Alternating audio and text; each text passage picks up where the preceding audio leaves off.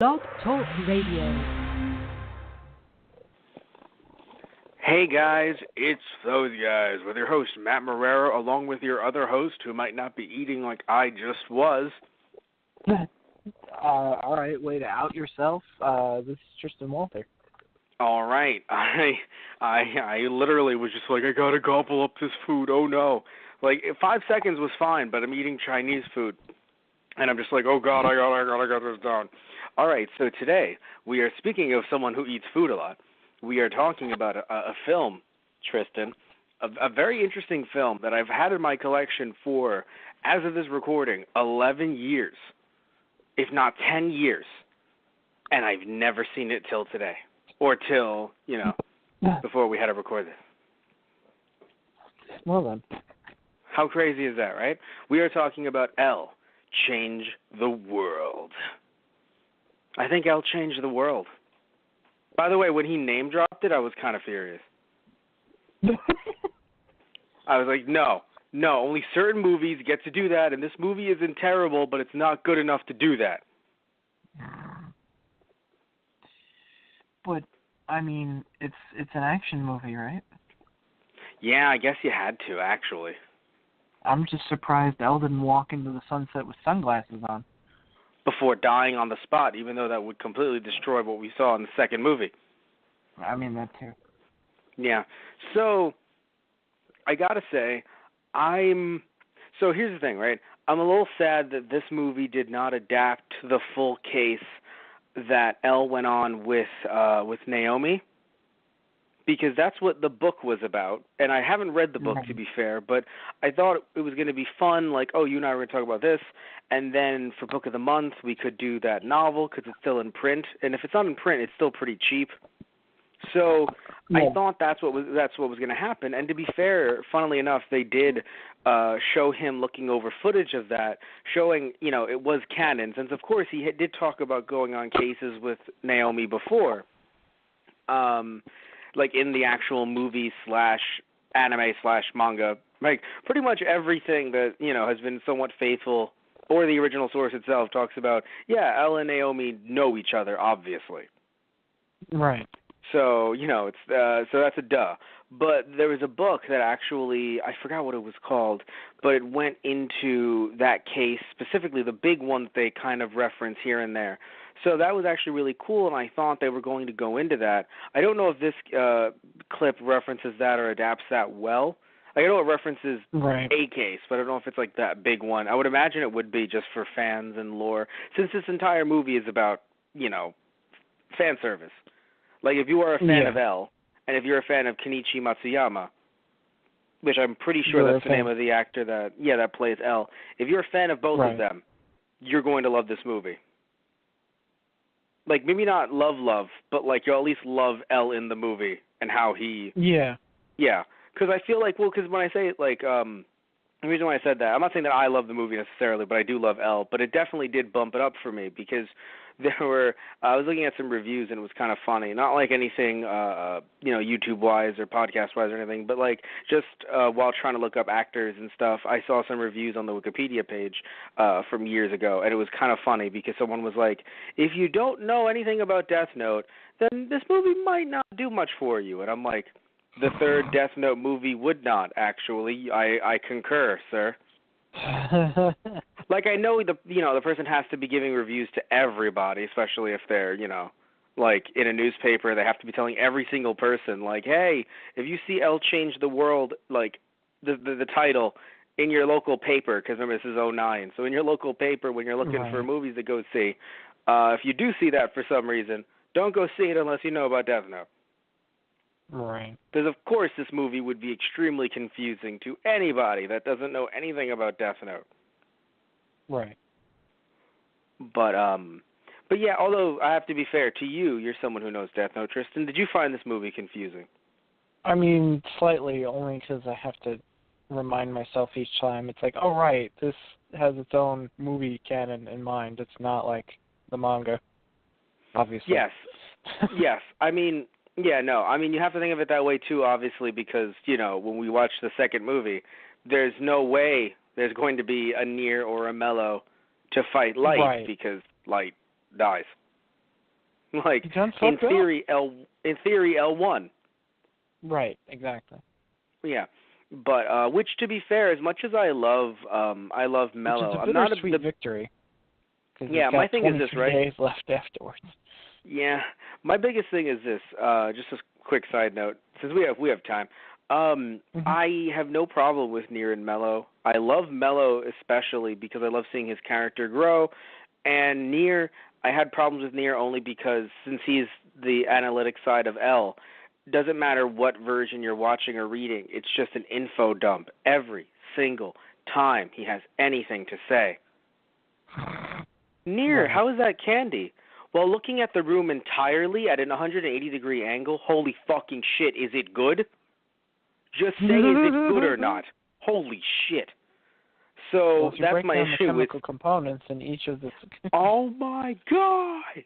At least that's about the candy. I feel like he would start about the room and the fucking cross ventilation. So it's just like, Nier, please stop.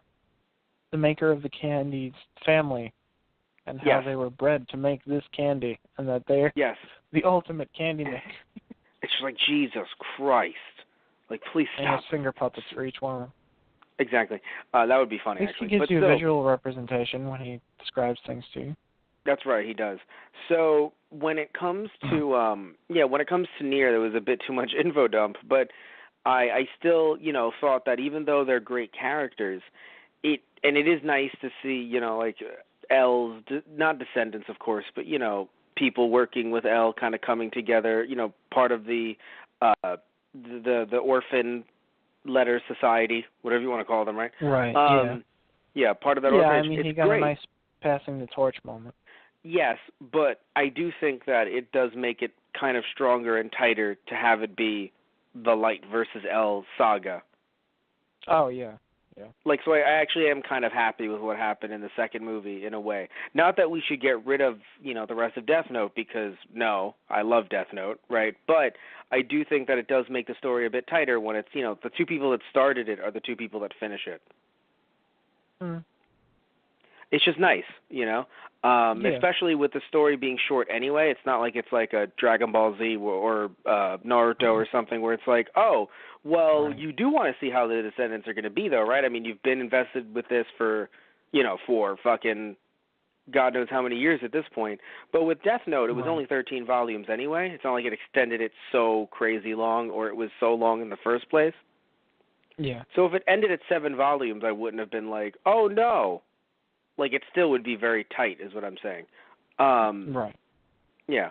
So in this case, of course, like you said earlier, we are jumping off of the movie canon, duh. And but I still think that if the, you know what it is? If the I know that you could say the stakes are high because L only has 23 days to solve this massive fucking crisis. Right. Like, obviously everything is fucking high tension. I get it.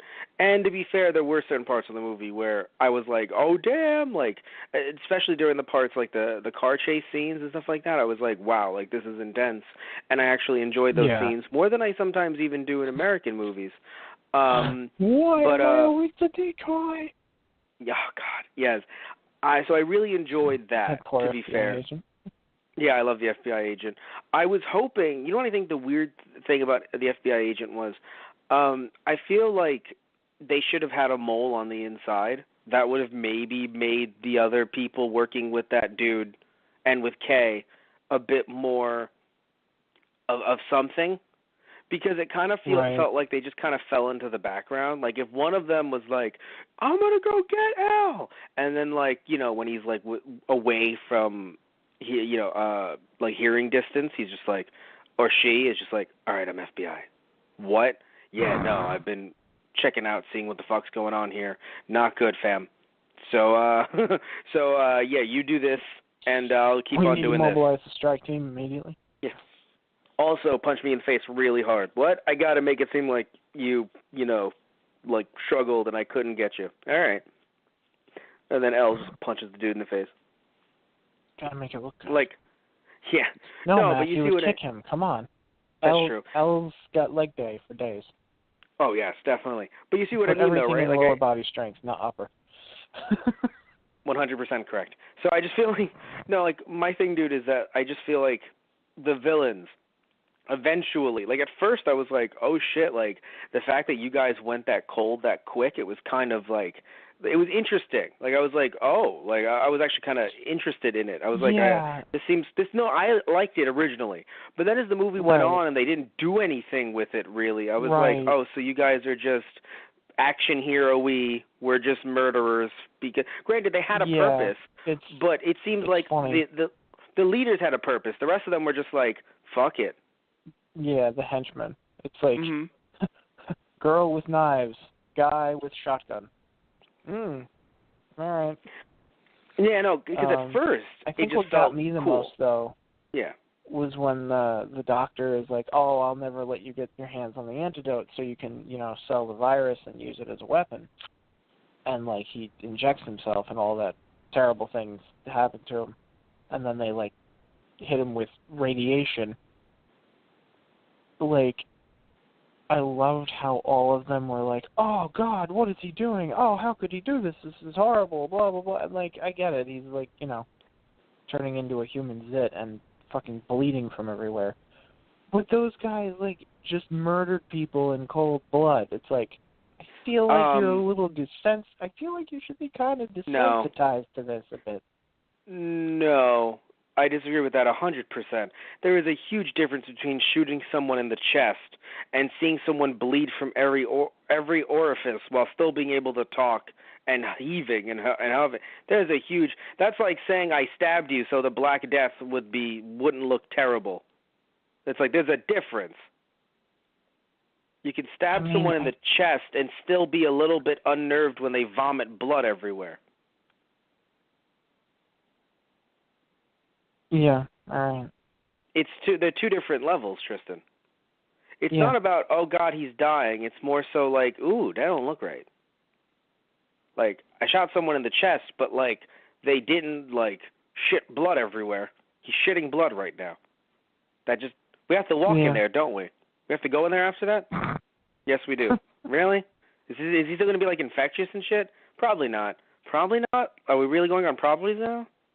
Because, like, he's shitting blood. I do not want to be shitting blood any day, really. Especially today. Like, it's a difference. Like, the way they portrayed the virus, by the way, I was even like, can we not? Yeah. I know you had to make it look bad, but can we not, though? Like, I think that's my only complaint with this movie. It's nice to expand the lore and everything, and it's nice to go in a different direction, especially, it's like, hey, well, we did the first two movies. They had to be this way. Now let's see if we can go into a completely different area with it because, L's popular. So what, we're not going to make it be like a Detective Conan kind of thing or, some kind of Law and Order situation. Like, no, let's go over the top, action. That's nice. Right. But it still feels weird as a Death Note fan to be watching this movie and just having, like, like I mentioned earlier, the vomiting blood. I'm like, I didn't sign up for this as a Death Note fan. Like, believe me, I have no problem watching horror movies or watching stuff, that, like, there's a lot of blood and gore, but I sign up for those. Right. Like, it would be the same thing if like, L had a scene. I'm sorry, sir. Sir, can you stop bleeding all over my Death Note, sir? All right, I think this is resisting arrest. You just cough, vomiting blood, shitting blood. All right, is this resisting arrest? I don't know what this is. You have the right to remain silent. I'm dying. Anything can and will be used against you in a court of law. Oh, my God.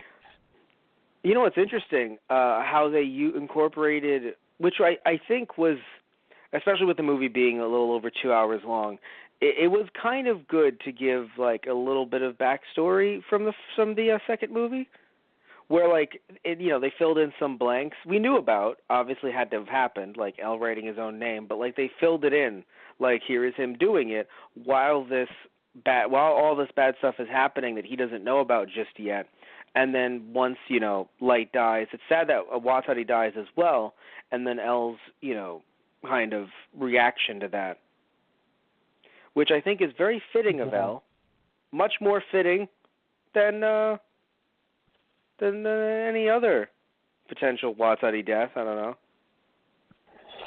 Yeah, I mean, he kind of just saying. sits back, like, he's like, I will mourn him, and he basically locks himself in his room, but still solves every case. He's got, like, a huge fucking stack of cold cases, and he's like, well, 23 days to live. Gonna solve as many of these as I can in that time frame. And he does it within, like, 2-3 days, I think? I mean, it's Elle.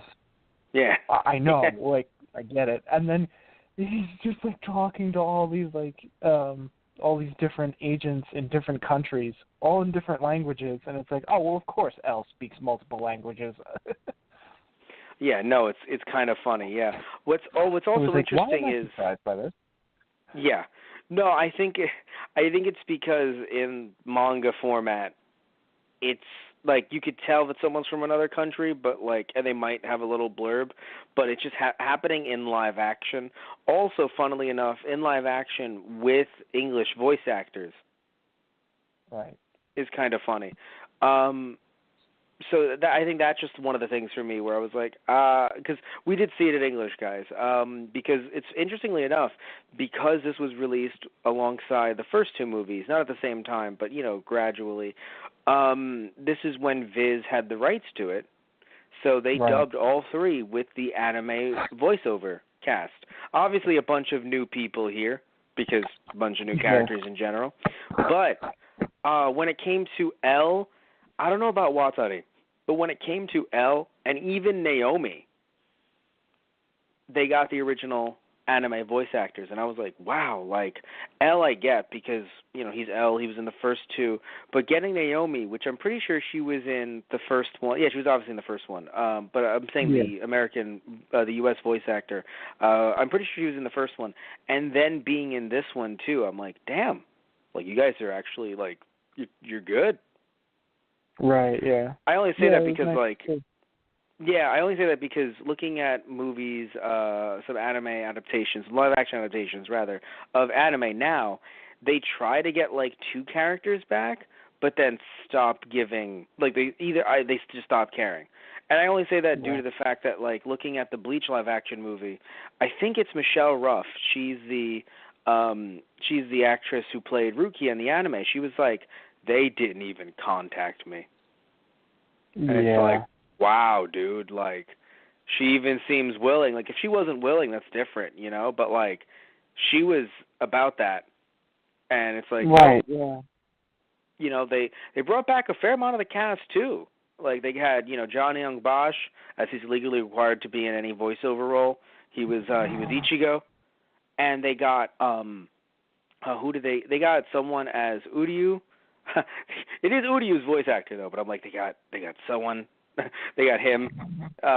They got, I'm pretty sure it was the same guy who voiced Chad, but he didn't say a lot of lines, so I wasn't too sure.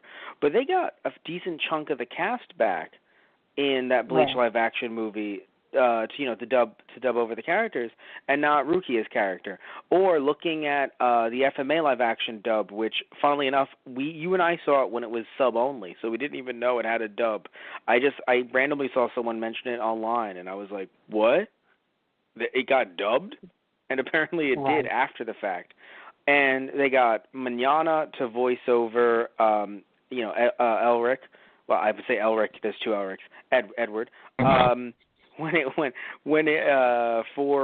For Al, they actually ended up getting the original kid, who's not a kid anymore, who did Al to be Al, which was interesting. And then they fused into one being to become the Super Elric. Oh God! And then I'm pretty sure, maybe people correct me if I'm wrong. I'm pretty sure they got the original voice actress for Winry to be Winry. So everyone else, though, was replaced, probably only due to the fact that if they did a union dub, everyone else is from Texas, and they do non-union. So, like, they probably legally couldn't get them. But still, they couldn't even, like, put them under, like, pseudonyms or something. They were just like, yeah, no, we're not even going to try to even get through that legal quagmire. So in this case, the fact that they were, I know it is Viz and they worked on the anime and everything, but still, it's really nice to be able to get all these voice actors to come back and do this. Right, yeah. Even though they were still around at the time, like working, and they were still in the Death Note sphere and everything, but like they still could have been like, nah, we don't care. And it's just like, no, like it's actually really cool. It serves as like a very interesting time capsule when you think about it that way as well. Right, yeah. Since you and I, even though we didn't see Change the World at the time, we still saw the Death Note movies either in theaters or just around, like on DVD and stuff like that. Like, even though Funimation did recently re-release these two movies on Blu-ray, they either don't have access to the dub, or it was too expensive, or God knows what, but they don't have the dub on there. So I'm sitting here with my DVDs, and I'm like, as long as there's no disc rot or like I don't snap it in half by accident, right. I'm good. Like I'm good with these DVDs, But yeah. So I was trying to say earlier, while there is tension with this movie, I still feel like if the end result is Elle is going to die irregardless, I feel like you could have made it a prequel. And I wouldn't have had my normal spiel about, like, prequels are fun, but there's no, there's no tension due to the fact that, the character is going to live. In this case, if you know the character is going to die no matter what, I feel like, especially because we saw Elle collapse in the room anyway with the chocolate bar, so we knew he wasn't going to die outside randomly. Right. Is it just me, or I feel like, I don't know. I feel like even if there's tension there about other characters dying, if it's not going to happen to the main character, I feel like it could have just been a prequel anyway. I mean, what are your thoughts? For me, I felt like it still kept its tension because it was more the sense I was hoping Elle was going to be able to finish this before he died. That's true too, of course. And I was a little bit worried that he wasn't going to, but it was still going to work out anyway. Right, yeah, like, he would put the pieces in place, but, like, he wouldn't be able to see it through to the end because, of complications or something. That was the other thing, too, that I was kind of thinking about in the moment. It's like, wait, can he die before the Death Note because it doesn't technically specify. He could, but the problem is that we saw him die already. Like if the second Death Note movie didn't show that shot, I'd be like, oh damn, what's gonna happen? But like we've already seen him die. That's the issue. That's what kind of sucks. The whole thing with the virus, I'm like, wait a minute.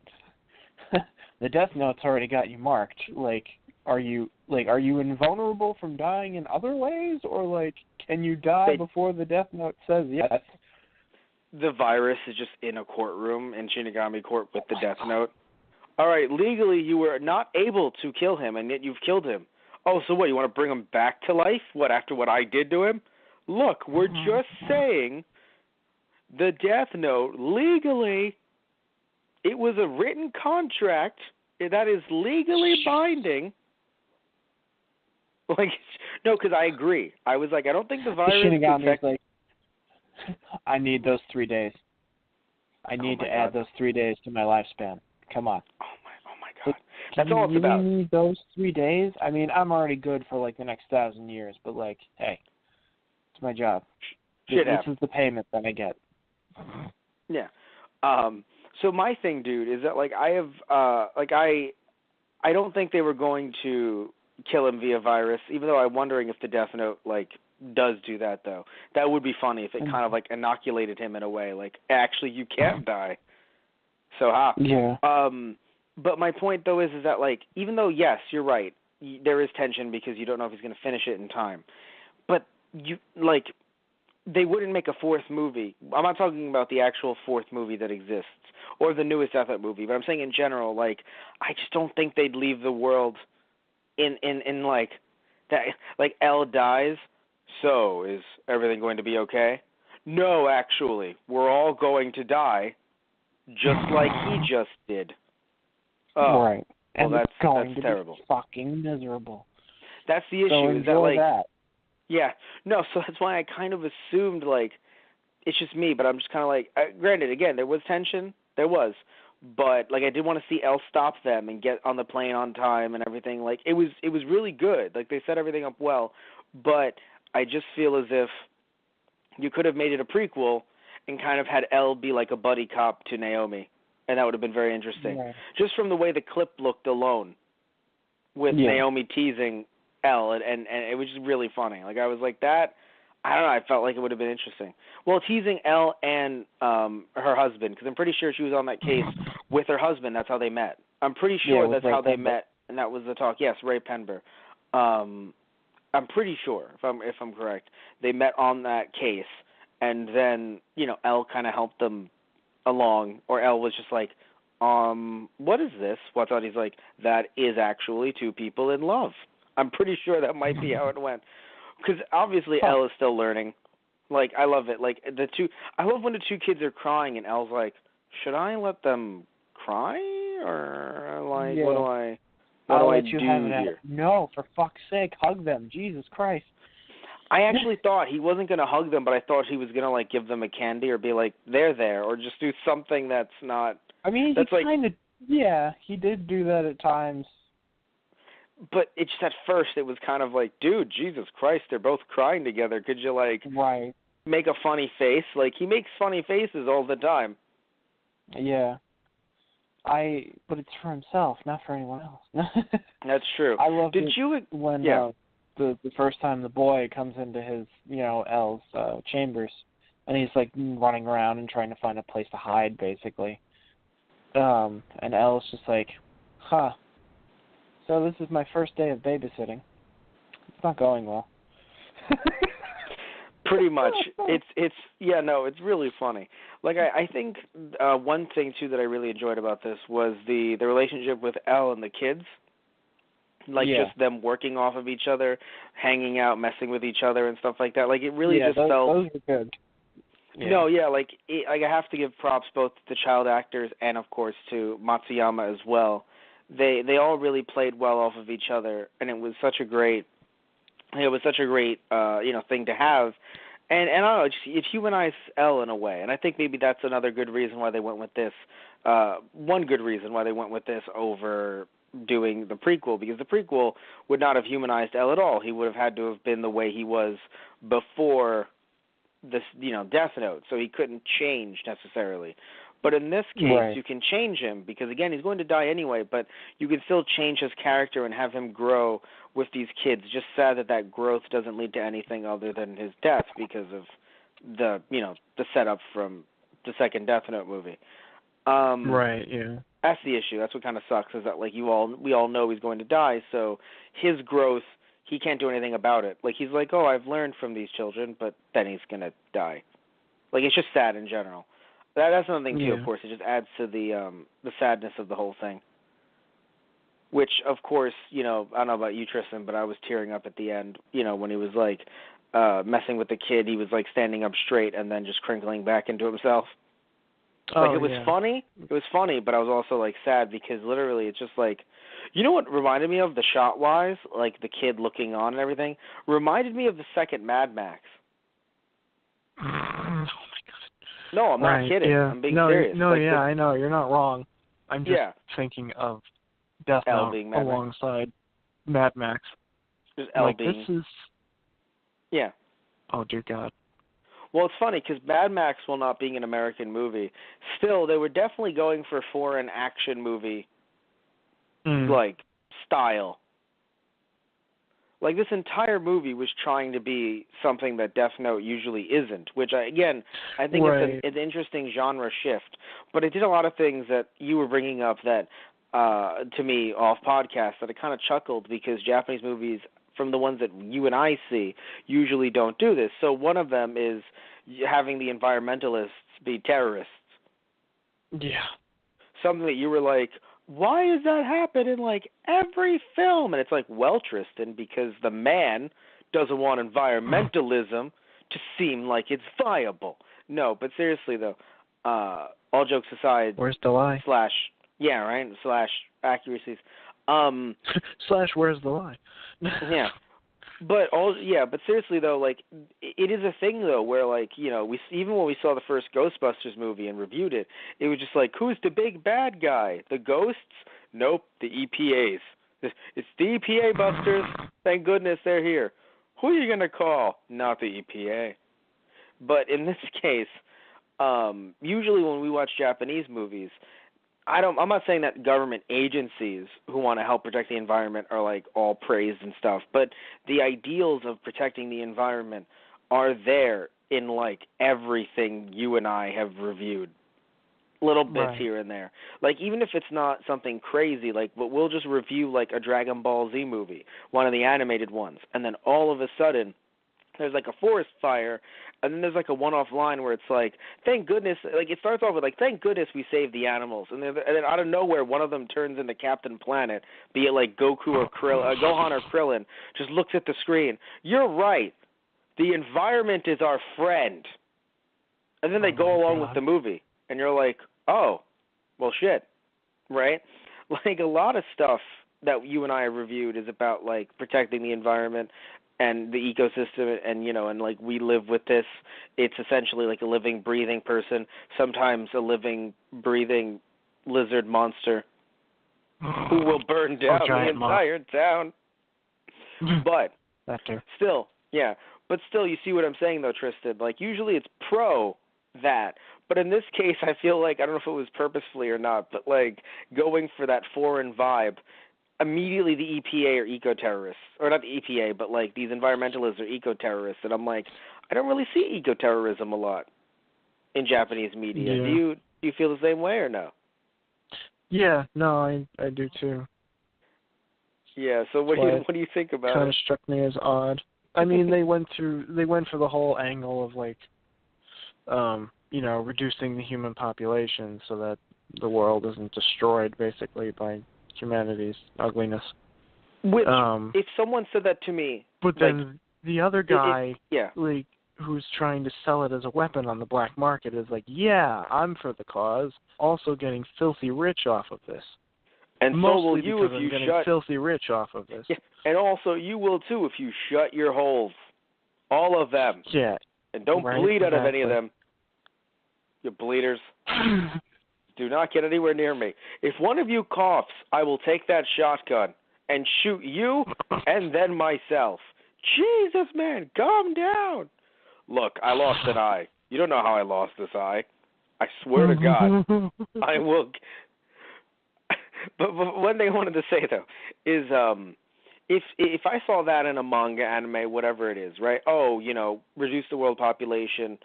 I don't think that so much is an environmentalist thing, but just the fact that you see them all and the like doing botany, and you see them all working like with the flowers, like with the plants and everything, and then the second the old man gets killed, it's like we immediately become terrorists about it. Like in my opinion, they were all like it was centered around environmental, because if someone could say it's environmental even if they don't have those. Cult. Yes, but I'm saying that like. In like other pieces of media, be they U.S. or abroad, if someone just says to reduce the world population because humanity sucks, we will try to release this virus. They don't seem like. I mean, I guess you could say that's the definition of ecoterrorism, but like they don't come off as like, oh, we are doing this for the plants, for the planet. Like you kind of just seem off. More so than it's about that. But in this case, with this context, it seemed like it was about, like, the planet and the plants. Therefore, it's like, why are you dragging that ideals through the mud, though, bro? Like, why are you... Yeah. But what I mentioned way earlier, how did you feel about the stabbing? Just because I feel like it went from 0 to 100, and I did not see that coming. Definitely. I mean, it's funny. I kind of knew that the movie was going to go 0 to 100 when we, bombed an entire village into oblivion with the virus. Remember, though, it was horrible. Remember, though, that was horrible. But also, the village was infected. Like, they were all going to die anyway. It wasn't like the reverse. It wasn't like, it wasn't like, oh, no, but what if we try to cure? It's like, no, we saw the village. They're all dead. Yeah. Which is sad. we're literally here to collect data and fuck off before we firebomb That this was place terrifying. to oblivion. Yeah, which I love too. Like, by the way, they're not like, oh, if we set fires, it will cause smoke and then people will notice. So then what'll we do? We'll just blow it up with a bomb. Very inconspicuous. We'll just make sure that there's nothing left to find. Very inconspicuous. No one will see a bomb God. anywhere. No one tracks bombs and shit. You'll be fine. Did you drop that? No, I didn't drop that. Who the fuck dropped that? We really need to figure out who the fuck is dropping these things. Basically, that's kind of how the movie starts off. I really liked, even though it's of course sad that Watsadi's already dead, or we know that he's dying. In the beginning of the movie, it was so nice to see other orphans, especially that guy helping Near. Now that we know he's Near, What was he? Was F? He was F, yeah. Okay, it was nice having that was F the other thing too. Help him. This movie felt like, how many letters of the alphabet can we kill off in this? Well, they killed off because F. then the ringleader for the terrorist group, she ends up being also a part. She's K. Right, and I love the fact that L was even hesitant. Like, there were a few letters, of the letters that he was like, yeah, I'm going to let these guys know that Watari passed. Like, I guess maybe he helped them out too, or like they were L's chat buddies maybe. I don't know. But then, he scrolls through the list and gets to K, and he's like, Well, because from the looks of it, from the looks of it, looking at the entire movie, because we don't know anything other than what this movie presents to us. And of course, there's other canon, but we don't really get to know much about the orphans, really, other than the fact that Near is N, M is Mello, and L is L. That's it. Right. Right. So, looking at this, it just seems as if they have the orphanage. They train them as super secret spies. Right. Because they're very, it's kind of like a thing where it's like an X-Men thing.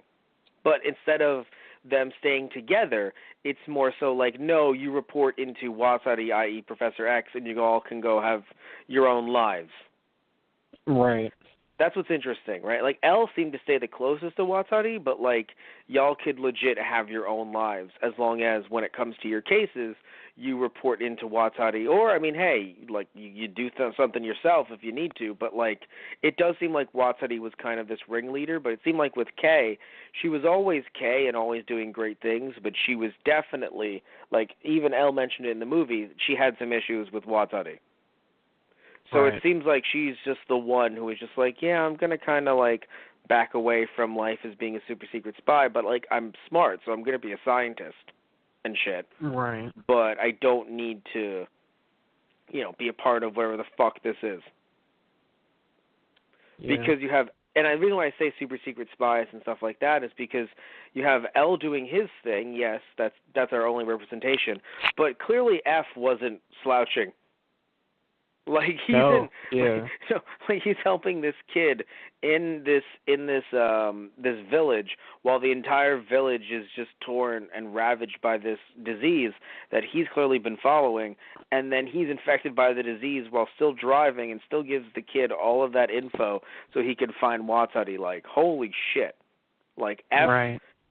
Jesus he Christ. even gives him his pendant, and he's like, hey, go contact, Watari, or if you get L, tell him, I'm sending this kid to Watari. Yeah. It's isn't that a huge breach in protocol? Yes, Probably, but you're I'm not dying. letting this child die. Yeah. Yeah. No, or he just looks at him, it's no, you don't understand. Watari, this kid's going to be one of the next letters. I've been watching him for a week, and he's a freaking genius. That too, yes, of course. So you weren't just saving him out of the goodness of your heart? Well, I mean, sorry, gotta go. Well, for me, it's kind of funny when you mentioned, oh no, it's a breach of protocol. Yeah, find me while I'm dead. Right, This virus ain't gonna kill it. This virus isn't. This isn't a curing virus. This isn't a virus that cures people. Okay? Right. Dead. He's just I sincerely hope that this virus kills me, otherwise Watari's going to beat the ever-living shit out of me. Oh, my God. Could you Remember imagine? what I said in the orphanage, that I would never lay a hand on any of you children. Yes? You're not a child anymore. Boom! Oh, shit. Watch how he's just taking off the jacket. I used to be a God. boxer in the day. Today This is one of those days. This is only 1% of my power. He, like, bulks up like Master Roshi or some shit. God. You fucking imagine? Force. Jump Force. Watari versus Shaggy. Watari. Jesus Christ. Oh, God. Anyway, we need to stop right now before this gets any worse.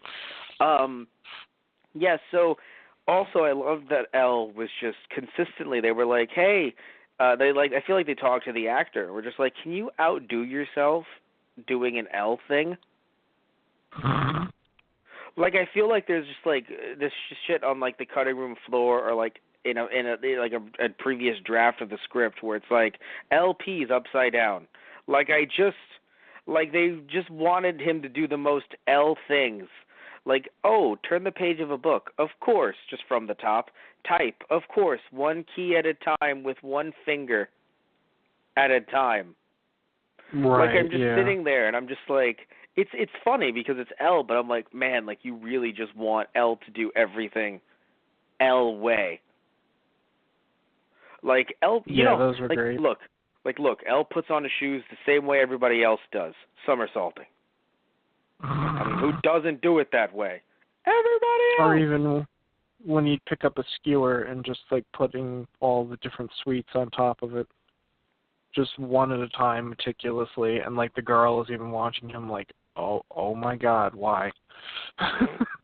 What was I gonna say? Speaking of L doing L things, the running was the most awkward, and I think that the run should have been cut.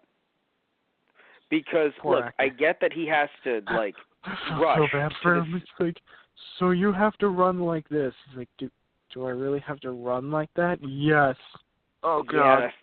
Yeah, no, I feel bad for the actor having to run like that, and I just feel bad because I get that there's a sense of urgency and he has to like try to rush to the scene, but it's just one of those things where it took all that.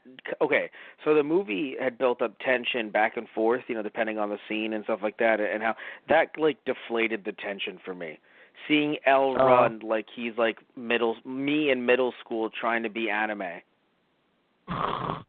Like it was a powerful moment that L is running at all because he's L, but like it just, you know, like L doesn't really do that, and I think that was powerful. But seeing him run wasn't like, oh my goodness. It was more like, oh God, that's weird. Yeah. It just didn't like it came off as weird. Like it's just one of those things where like it just took me out of it. Him running, because it felt like that. It would be like if someone was live action Naruto running, even if they were Naruto. Yeah. Like even if it was a kid playing Naruto, I'd still be like, I don't know. I'd be like, it's fine if a kid is playing. I say playing Naruto like there's like a live action Naruto movie. I'm like, no, it's fine. Just don't Naruto run. Like, it just looks weird in live action, is what I'm saying. To Naruto run, and so to run like L did. It just looks weird in live action. What was I? Oh, so we were talking about the henchmen before. Yeah, how did you feel about the henchmen? Because I talked a lot about them, and I want to talk more about that. How do you feel about the henchmen? They were just kind of weird. I mean, they were weirdos. At first, they felt it was like, so this is just a group of unstable people who want to murder. Yeah. Because at first, because I think there was some potential with that, but then all of a sudden it was just like, no, we just do this all the time now, apparently. Like, we went from zero to assassin real quick. We are the muscle. Okay. Yeah. Good. So it's like not, you didn't actually. I think the funny part was, though, they never actually went up against other people that, you know, in a sense, it's weird. They weren't really the muscle, because if there was anybody that was actually trained to, like, fight with a knife, or, you know, another, sharpshooter against the dude with the shotgun, they probably would have been outclassed. Like, they only ever attacked, like, civilians that probably had no, training to fight at all whatsoever. Like when they attack the scientists and in the lab and shit. It's like you easily could have just, tied them up and put them in a room, but no, you had to go stab the shit out of them, and then as the other guy's running away, it's like, I'm gonna give him a 5-second head start. Yeah, sure. Then you blast him in the back. It's like, all right, you guys suck. In a weird way, not like in that one-to-one the way you just described it, but in a weird way, that's kind of how I feel about myself, where I'm just like, yeah, I can take him. Come on, get off me. I can take that guy. Matt, that's a small child. Yeah, I'll kick his ass. No, Matt, don't do that. That's a small child. Yeah, I can take him. Jesus Christ. The kid is just like, bring it on. The kid is just like, bring it on, like Donkey Kong. All right, it's on, kid. I can't kick the shit out of you if I don't get closer to you. But I feel like that's just kind of what it is, where they were just like, I called them assassins, but like they didn't go up against anyone who could actually, I feel like if they went up against actual assassins, they would just be murdered immediately. Yeah, I feel like if they even went up against the other FBI agent that works with L later on in the film, even he would have been, if he had, a sidearm like a pistol, he could have easily gone up against the gunman and probably got him first. Speaking of that guy, I don't know why, for some reason it hit me, when he was in the car and he's like, I'm FBI, and this random dude was like, yeah, and I'm CIA. Oh my fuck. Get out of the fucking car, you dick. Get out of the fucking road and get off the street. It's a one-way street, you jackass. Also, no one was driving on that street, too. Right, yeah. It was supposed to be... Sorry, it's supposed to be one of those populated, oh, hey, people walk this during the... Yeah. A car street.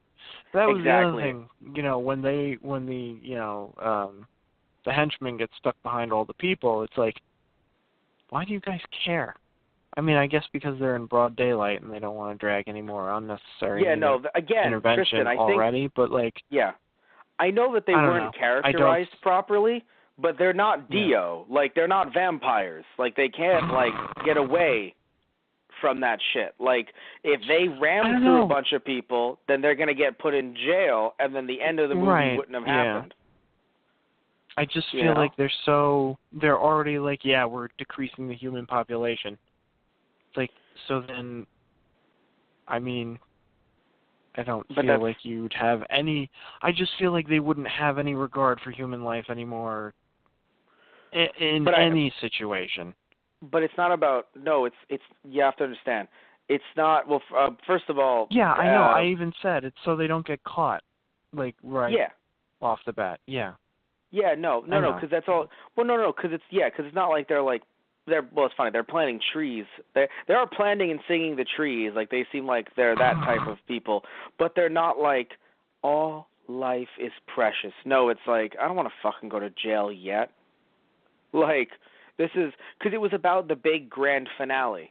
That was their big thing, being on the plane. Granted, I think they were hoping to get to where they needed to get to first, but still, they weren't, I feel like they were okay with, well, it's funny, they weren't okay with dying, which shows their the ringleader, she commitment. Was totally fine with dying, and then the rest of them were like, what in the fuck? This wasn't part of the plan. We weren't supposed to die, too. Yeah, that's the thing. It's not about regarding, loving human life. It's more so we can't get out of this if we just ram through a bunch of people. It's going to decrease the population. That's what we're interested in, but like you said, they're in public. So they just couldn't. It's more so fuck, we gotta, And again, the too, plan it's also comes first above anything else. Exactly. And again, it's also just much different stabbing someone in the back versus running over dozens of people. There's a different scale, It's wrong. In terms of is it wrong? Well, no shit, it's all wrong. I don't want to be that kind of person who's 1 versus 50. No, it's all wrong. But in terms of seeing it up front, being a part of that, it's much different. But either way, though, Yeah. they were it was. I don't like their characterization though throughout the movie, because I do think that you supposing that, you're not wrong in supposing it, because they were written off as these people that could do it and not care. Right. Which was just odd, because again, when we first saw them, I was interested in where it could go, because it was kind of like, you thought they were just like the interns, like, no, we were the interns, and we did not like this job.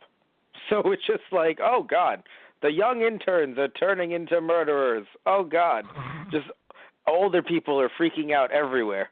Oh no, this is what's going to happen everywhere. All jobs across the nation. Oh no, the young people. And so that's what it looked like at first. And then it's just like, no, I have a gun. Presumably he had a hunting license. That's why he had the gun around. Because, like, you can't get guns easily in Japan. Oh, no, yeah. like, in Japan, gun laws are so fucking strict. You can only get them if you have a hunting license. Or, obviously, you're like a cop or something. Like, you're a cop who has a gun on your side. But even then, unless they've changed policy, the way the guns are, they're connected via, like, a cord that looks like a telephone cord. Like, those old corded phones. Policemen have them connected to their person. Yes, so that they're not stolen, which actually is really smart. Yeah. I don't know why that doesn't happen with U.S. cops.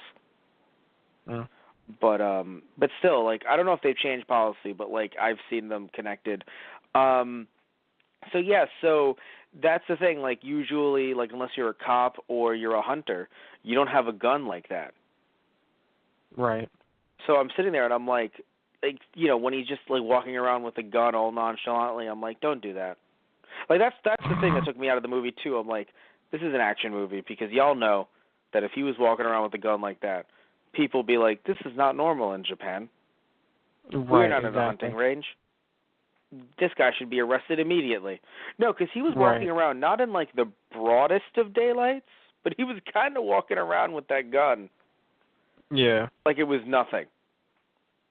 Also, of course, her with her double knives, which was just like, so were you just always carrying those and just thought, eventually, today's going to be the day, today's going to be the day, and then you just bust out the double knives? What happened there? She just walks into work every day. It's like, is today the day? No, not yet. All right. Do you wear those every day? Every day when you come in? Yeah, why? No reason. Slowly backs over to the door. No reason. We're good. Yeah, right. I'm sorry to hear that. Patch, the only person in that room is with you in there is Patchy, so dear God. Oh my God.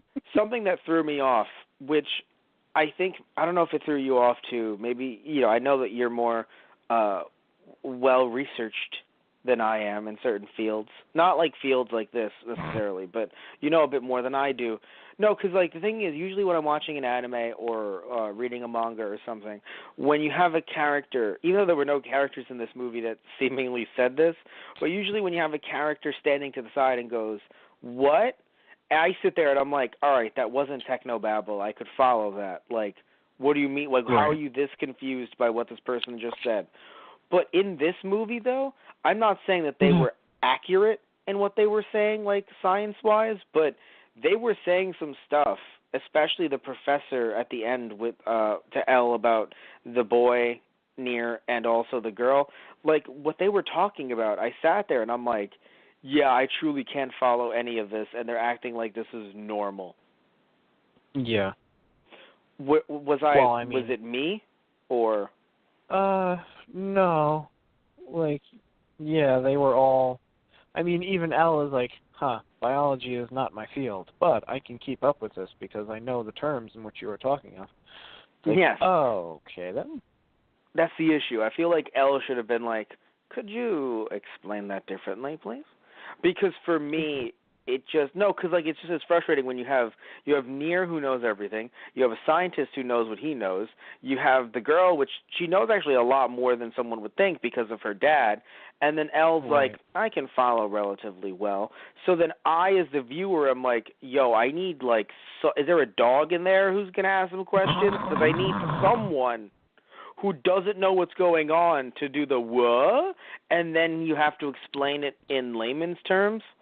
Because, like, I got what they were doing, like, extract something from the boy, turn it into antidote, cure life. Yeah. Good. It was we like did it. An enzyme, I think, that the body was supposed to naturally produce, but he produces it so much faster, and that's why he wasn't infected. Yes, because they were saying that it doesn't infect people in the womb. So, like, I thought something that was like that, yeah. Yeah. So it was like, wait, was his mom pregnant with him when she got the virus? I was confused about that because I was like, wait a minute, but he's not 4. He's like 8. Yeah. And I don't think they've been developing the virus for that long. Right. But still, though, what I was trying to get at, though, was, like, just all the technobabble. I thought, because at first I was like, no, I can follow this throughout the film. Like, I got it. I'm good. Like, there was some stuff that It kind of felt like one of those scenarios where it's like, you know, when something will use, like a piece of information that's like sort of true, but not completely. Reverse but the it's polarity just believable. of the neutron flow. There you go. No, better than that. It's better than that. No, I know what you mean. No, okay. I know what you mean. Like, no, there's ones that are better than that. Like, but like, like different movies and TV shows. Or like will be like something, or like a small thing that's like blown vastly out of proportion.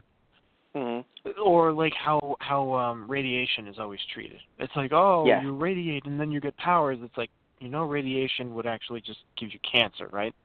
Exactly. That kind of idea. You know how the mitochondria. It kind of feels like that. You know how the mitochondria is the powerhouse of the cell? The powerhouse of the cell? You're a superhero now, Harry. I don't fucking know. Right.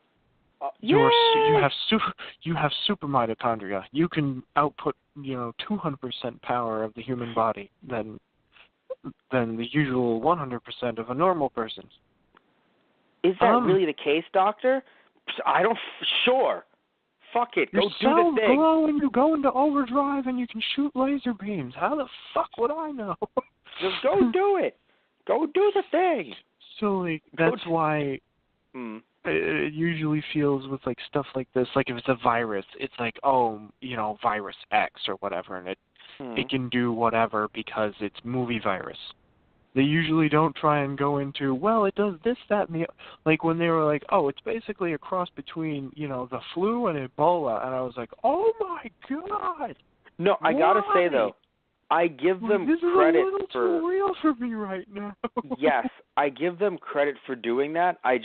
All I wanted was one other character to be like, yeah, I don't know what's going on. Because they were, like... Look, I know some people are like, all right, you're trying to, like, handhold. But, in movies or TV shows when you have that one character. But I do think that can happen. But I don't think this was a hand-holding case. I think that was whoever wrote this movie giving way too much credit to any audience watching this. Right. I mean, it's personally, I feel like they should have gone with something else. Like, make it like the plague or something like that. Make it a virus, make it something that's, been eradicated and is no longer, like, actually actively killing people. Oh, you mean like you're saying making a brand new one felt a bit too unreal for you? No, I felt like it was too real. I'm like, I'm watching a movie, like, can we... I mean, in a sense, like, I know you can use, like, current events and stuff, but it's like, there usually are bad outbreaks of Ebola every so X amount of years. Well, so it's like, that's why it's crossed. It actually isn't Ebola. It's like I know. Yeah, it's a cross with, and then it's and its infection rate is that. Oh, that was the idea. It's like, the infection much higher, and the symptoms of the disease take effect immediately. Instead of taking, a few days, it takes, seconds. Hold on, Tristan. If it takes effect immediately, then how did everyone goddamn survive on that plane when the fucking plot needed them to? No, that's what actually got me upset. It's a few seconds. But No. That actually got me upset. Like, I'm sitting here and I'm like, no, because it seemed like it was a disease that kills you in a few. And he should have. And he should have. How would you feel? How would you feel like at the end of the movie? It's like, yeah, we stopped the plane and we stopped the terrorist organization. What about everyone on the plane? Don't look in there. What do you mean don't look in there? Oh dear God! I told him not to look in there. It's unfortunate. I wasn't able to save anyone on the plane. They all died. But we stopped it from infecting the planet. So... Well, here's the funny thing. I'm not saying everyone on the plane should have died. But no casualties? Come on. The way that disease was shown, and I know that the professor, her dad, I know that he injected himself with, like, everything. So, of course, he died the way he died, yes. But, like, come on, though. Like, his daughter even did it, too. It's like, now I'm going to give you the virus and kill you like you killed my dad. All right, kid, I get it, but, like, holy shit. No, she was a lot more hardcore. Like, she could be a part of baby metal. Like, she would be virus metal. Like, she was just intense. And I love how at the end, even after Elle kind of talked to her and she was, like, happy with where she was with, him and Near, the other kid. Mm-hmm. When, the ringleader is laying gasping on the ground, she's like, I'm going to go for that knife. I'm like, oh, God, you're still on this. And then Elle's just like, come on. You know better. Okay, I'll put down the knife. Like, in her chest.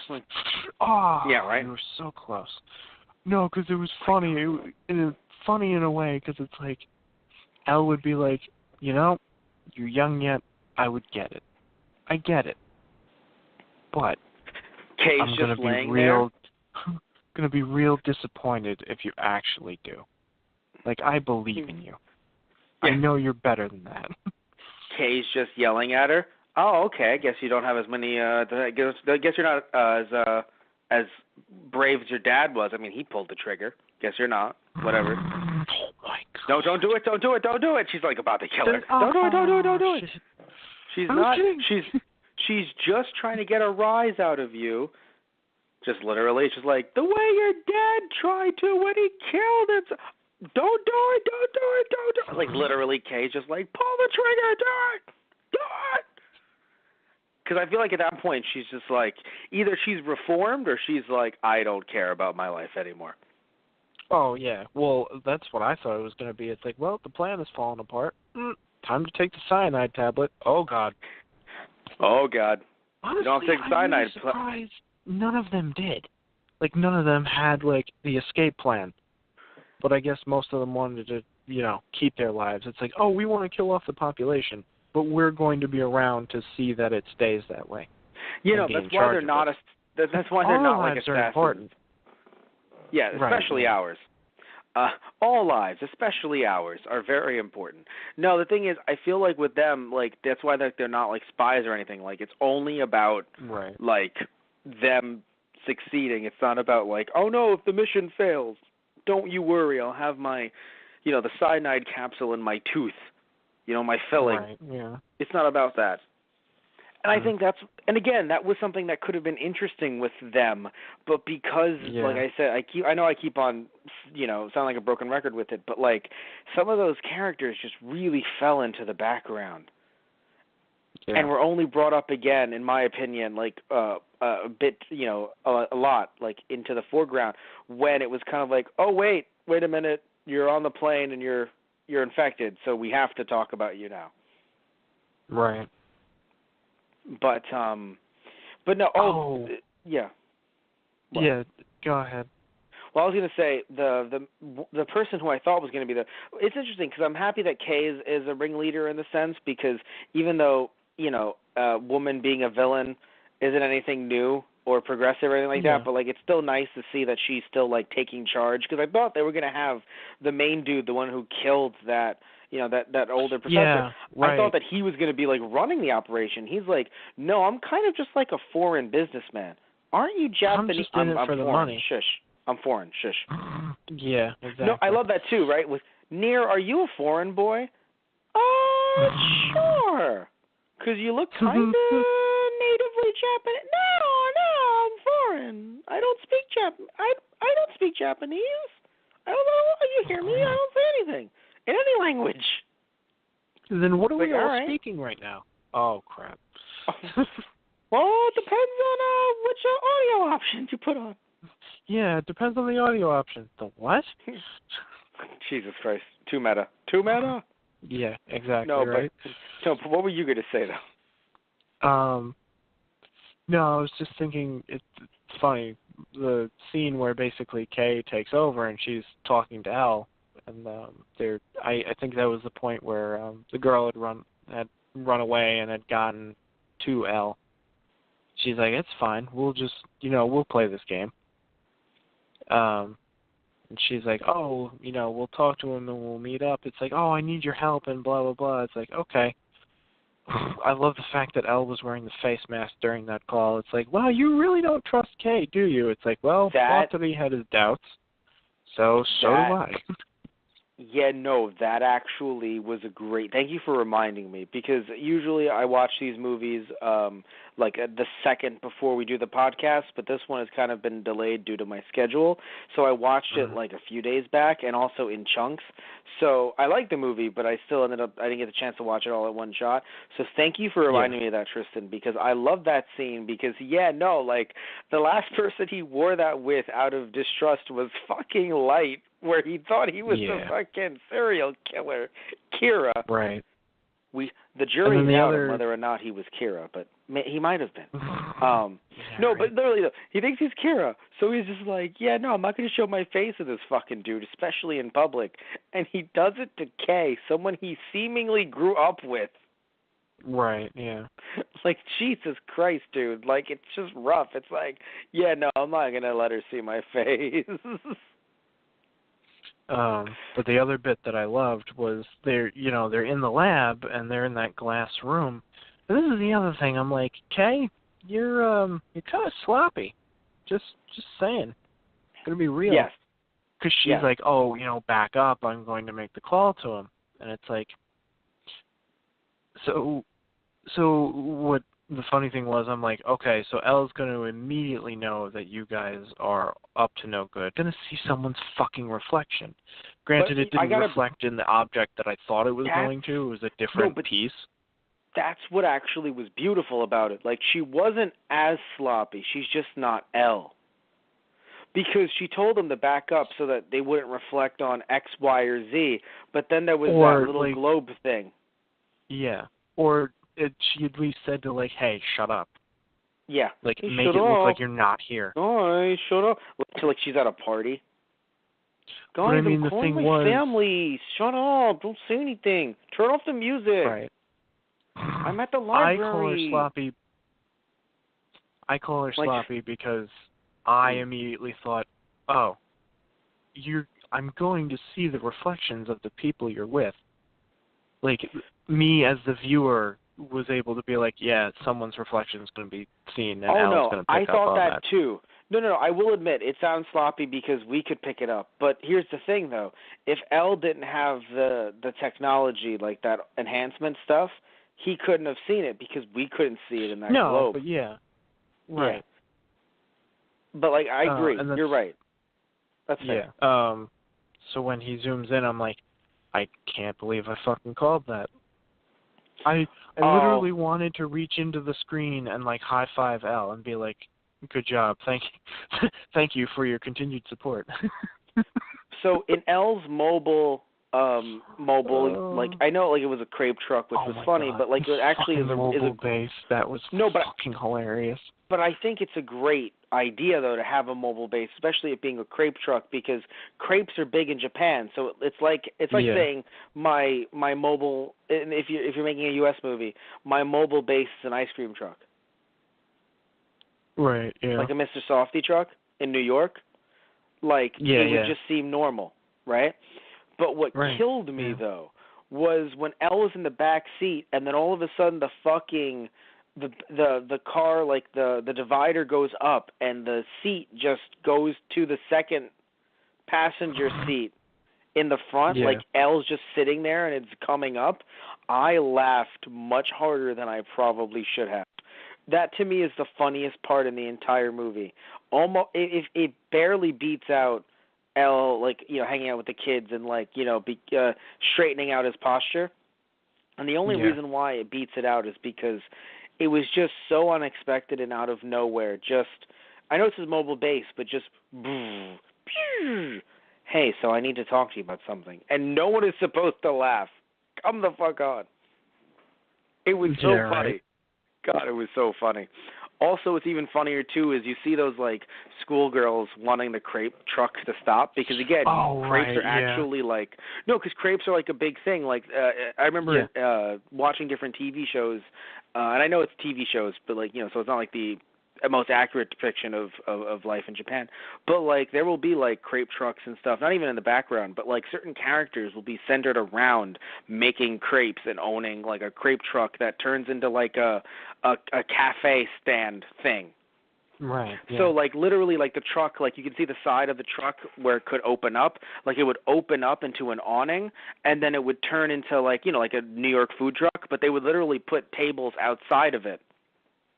Right. So it'd be like it's like that street near my house. I'm not telling you guys listening in what street it is, but it's like that street near my house where they have food trucks and those tables. The difference is that the food trucks, usually the crepe ones would be flipped. So instead of it being towards the street where people are walking by, it would be towards the street where people are sitting and getting their food. So that's the difference. Yeah.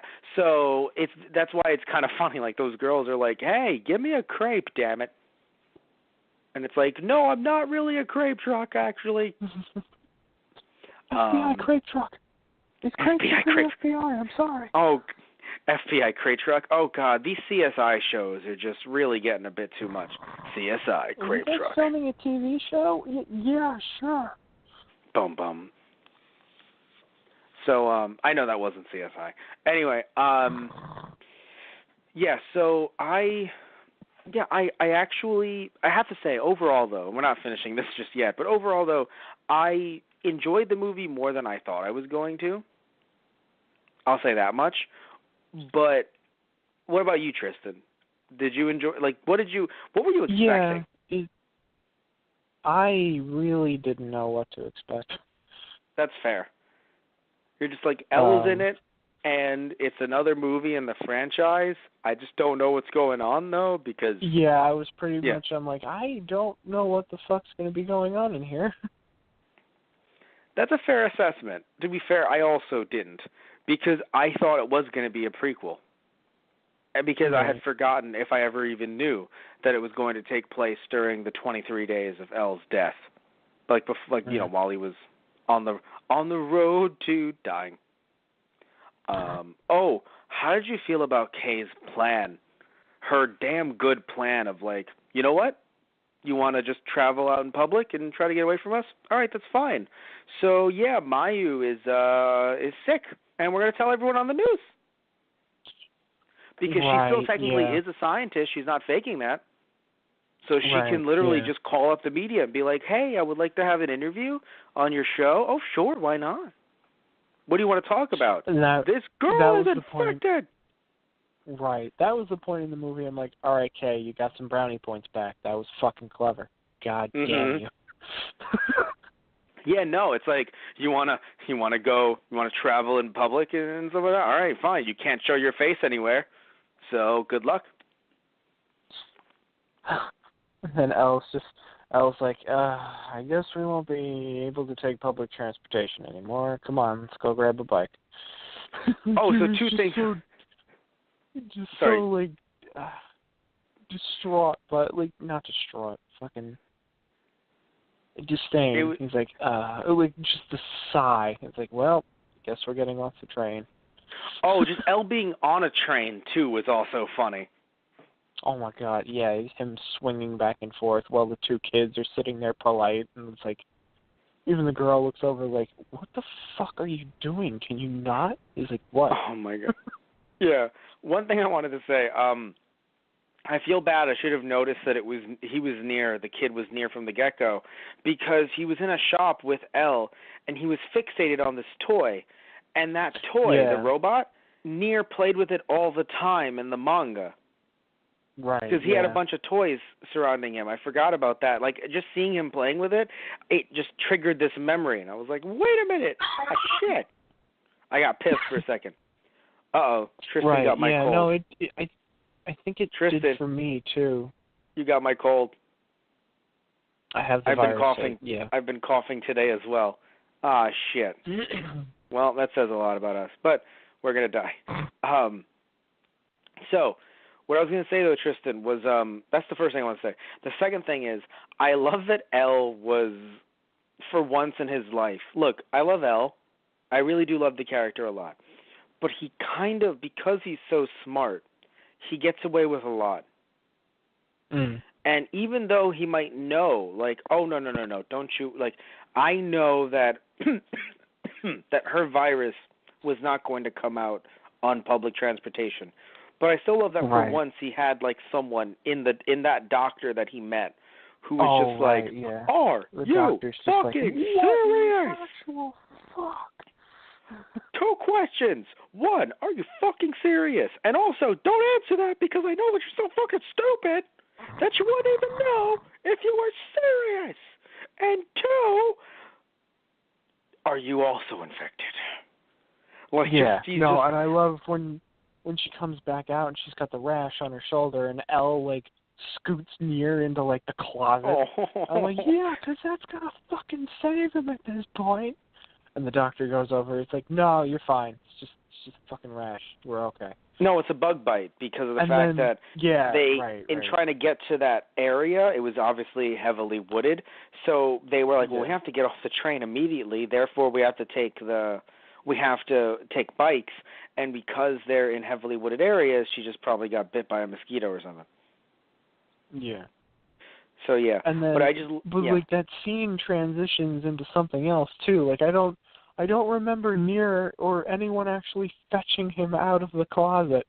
So I'm like, did we just forget Nier in the closet? Like somebody remember to feed the poor boy? Jesus. I mean, he was out and about. He was writing on the chalkboard. He's fine. Yeah, I know. He's good. But I agree, though. Well, it was if you look funny. back, it's like, I will remember this.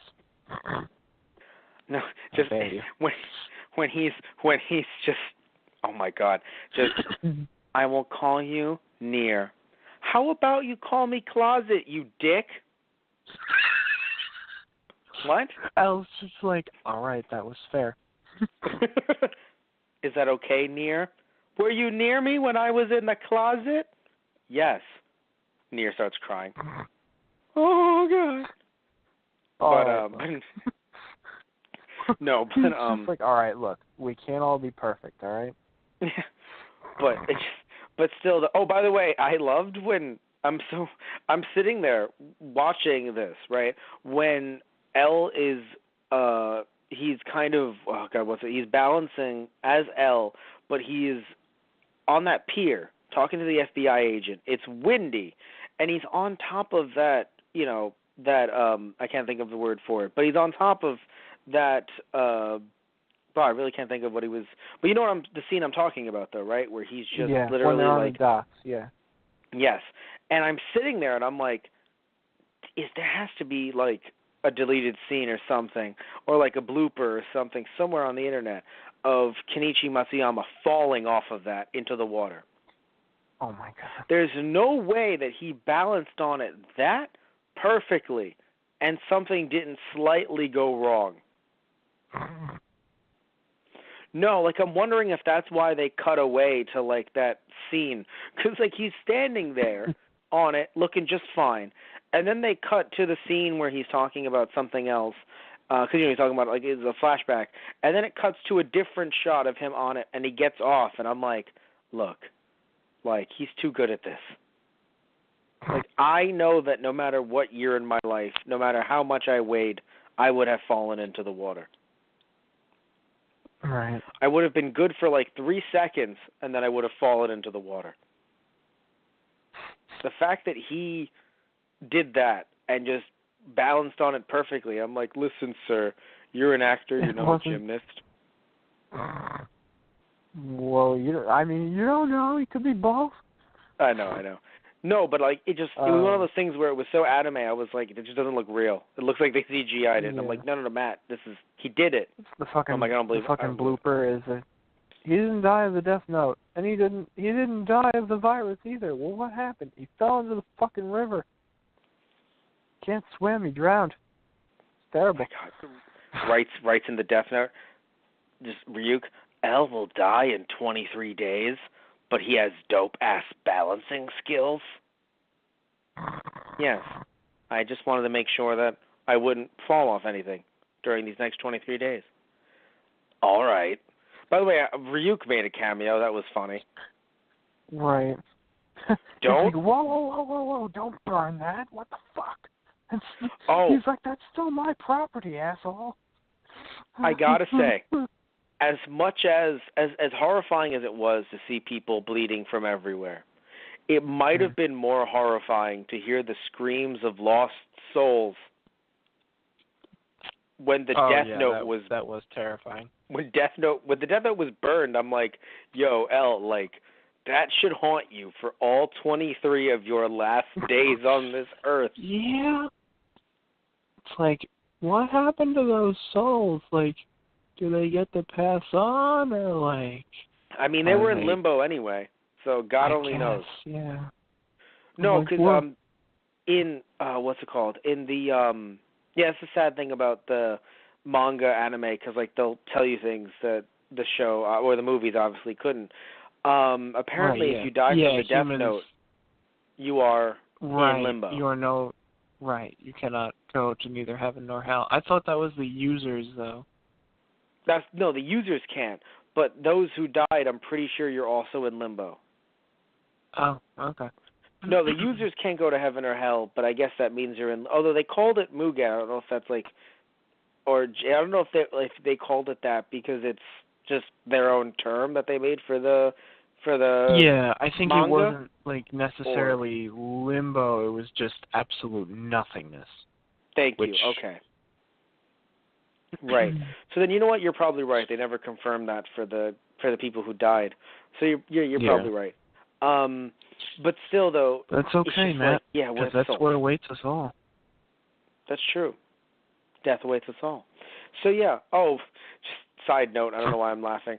No, I know I'm laughing just because I have the movie on in the background as we're talking about it. Just L with the two kids like just on a bike, and then it's just like the police roll up. L's just like, all right, so kids, remember what we say. My track record with the Japanese Defense Force is not the best. We probably should go the other way. No, I only just find it funny because like it was like the most polite way to say fuck the police. Right. Like he just was like they're all on bikes and he's just like, all right, let me just kind of turn around. Okay. Like it Don't wasn't you think like we this, could explain the situation to them? No, I don't think we could. No, and it could have been. I really don't like dealing with police. Yeah. No, because there were so many action scenes in the movie that, like, it's kind of funny that they kind of resorted to, like, no, we're on bikes and we're good. Because, again, there are a lot of scenes in this movie where it's just like, can we take it to, like, we're in a car, like, driving against, like, literally they drove up against a plane. Right. But for some reason, they took that scene with, like, L versus the cops as, like, all right, let's just turn around and go the other way. The cops are just like, whatever. I'm going to like make this problem go away real easy. Yeah. But, yeah, no, it was just kind of funny in a way. So, I'm trying to think of anything else as we're talking about this. Yeah, no, I just thought that, the movie... It was better than I thought it was going to be. Granted, I had no expectations because I just didn't know what was going to happen. But I do think that just certain things happened in the movie, that little things in some ways happened that kind of took me out of it and kind of made me go, like, it's not like if we are. I didn't consider. Usually we don't rate stuff unless we're making jokes about it, like the Shyamalan movies.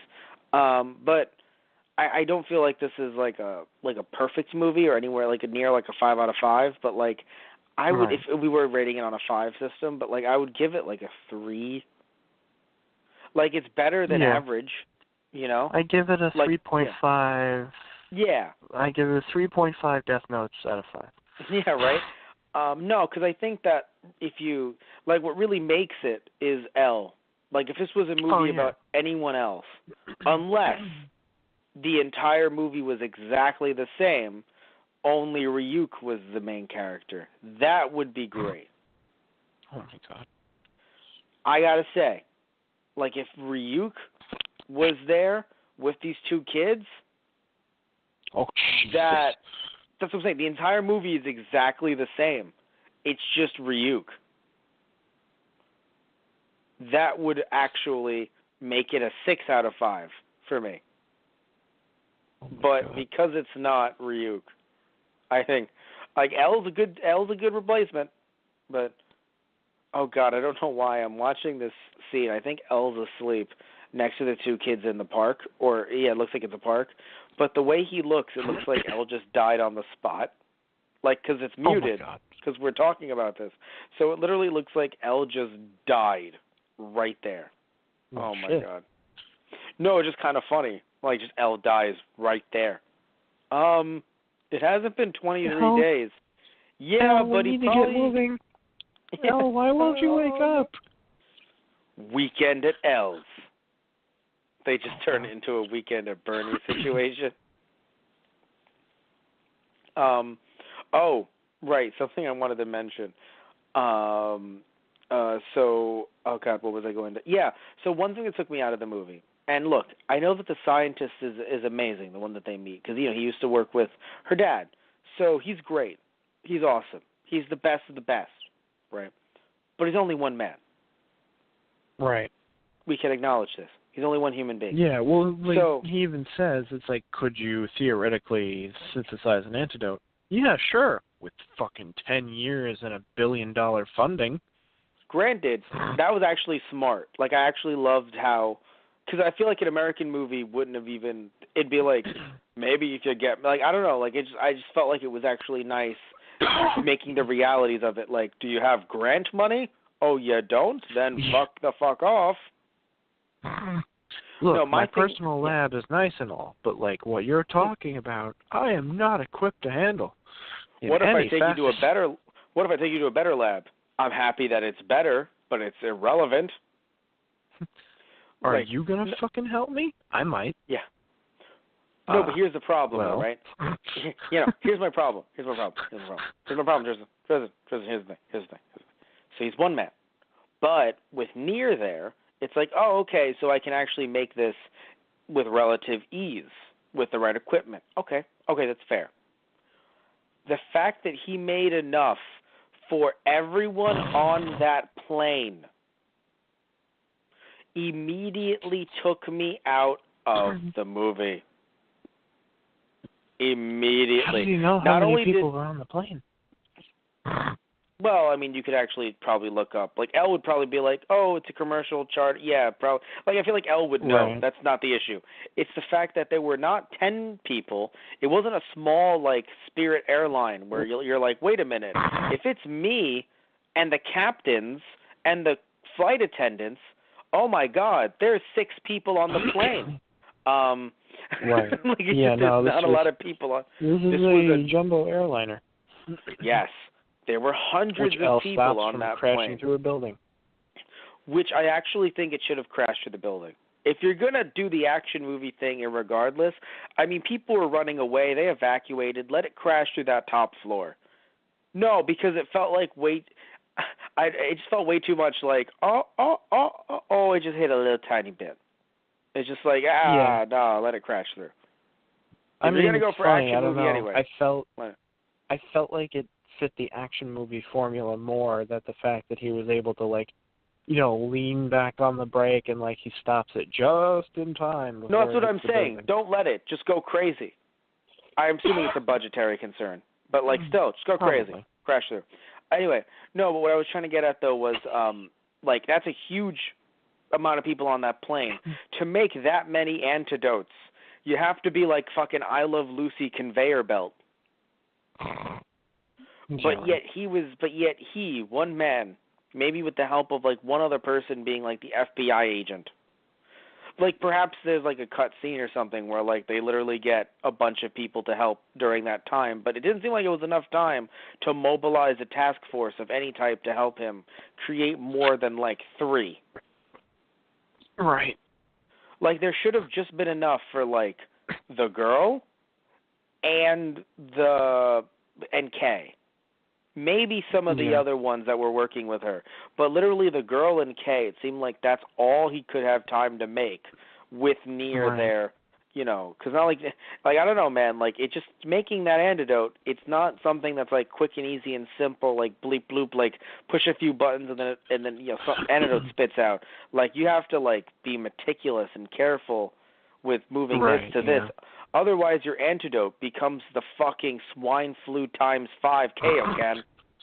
Jesus Christ. No, that's what I'm saying. Like, it's like, okay, so it's like that episode of Rick and Morty. It's like, well, I was trying to develop the cure for this, like, Ebola. Oh God, what was supposed to be the mix of again? It's Ebola and flu. I was supposed to get try to make the cure for this Ebola/flu combo. Turns out I made a 5 times more powerful swine flu. My bad. They made gonorrhea syphilis. Exactly. So what's the cure? Well, if I had some time. Oh, God damn it. Like, I just feel like if he does one wrong thing, he kills everybody. And somehow he made 200. Tristan, 200. Like, what's going on here? Like, maybe it's just me, but I feel like at that point I was like, look, I know it's an action movie. I know we're not supposed to overthink it. But I don't think it's overthinking when the guy who was having trouble making 1, once he found the ability to, like, once he found the missing link, could make 200 within a day. Because they showed you the timer. Elle was going to die if he did that if he took a week to do it. And when they kidnapped her, it increased things even further. Right. So I was just kind of like, really? We've made enough for the entire plane? Okay. Oh, all right. Sure. Like, I don't know. But I thought the bit that took me out a lot was after that scene when, you know, they fixed everybody up. A lot of the other the terrorist groups other than K, they had all seemingly succumbed to the virus. Yes, I thought so too. And yet, after, you know, everything's said and done, I'm pretty damn sure they were walking them out in handcuffs. I'm like, y'all are dead. What the fuck is going on here?